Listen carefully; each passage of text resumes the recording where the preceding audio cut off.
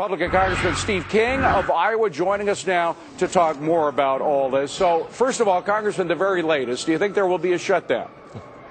At some point, I think that the Democrats are determined to force that shutdown, and I don't think there's much the Republicans can do except give the president everything he wants to avoid it.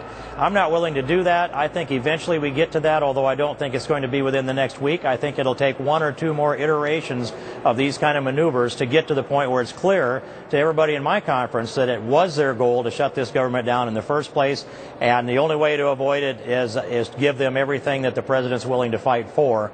And I don't think in the end we're going to be willing to do that. Well, how long? I mean, we've been through, I've lost count, about 3 or 4 of these temporary continuing resolutions, these 1 or 2 or 3 week budgets, and we haven't arrived at anything. I mean, how long could a shutdown take before the two sides come to some sort of compromise?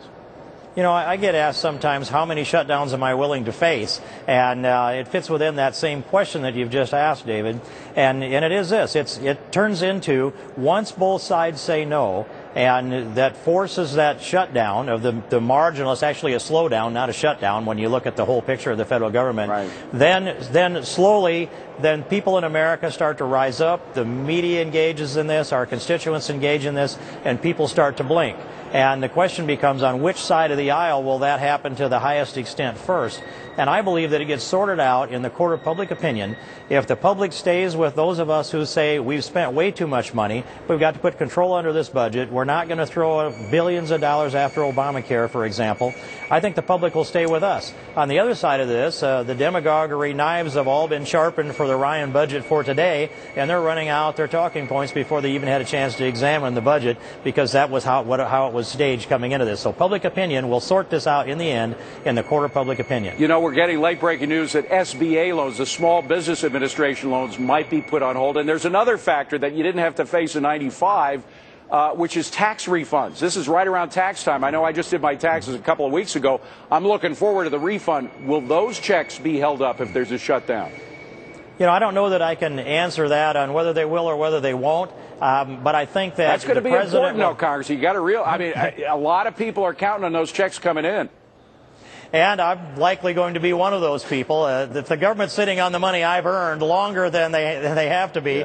Yeah. But here's the president will direct some of this, and some of it will be back channel. And the cooperative levels of our federal government are likely to be affected by the political calculations that come out of the White House. We've seen too much of it in the past.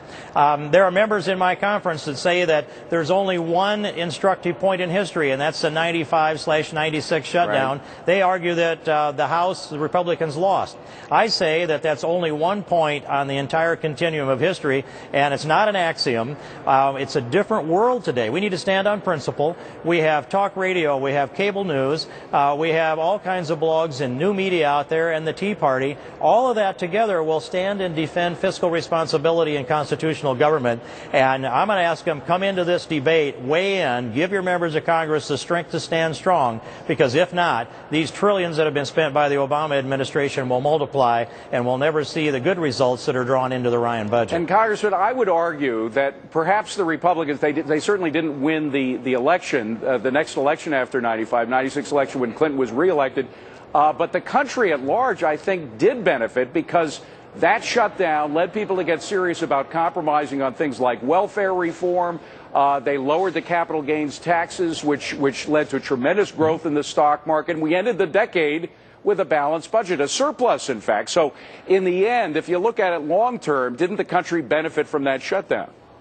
Well, I think the country did. Bill Clinton, of course, took welfare reform as his own and eventually postured himself to embrace it. But also I would point out that Republicans in the House held the majority in '96, and they held the majority for another 10 years after that. So, another 10 years after that. So that's a strong message. Stand on principle. The people will stand with you. And, short-term political maneuvering doesn't get you much because the public is more cynical now than they were then, and they've got more of a voice on this government than they had then. Skeptical. I would use the word skeptical, not necessarily cynical. Congressman Stephen King, good to see you. Thank you very much for coming in. Appreciate it. Thank you, David. So are we headed for a government shutdown?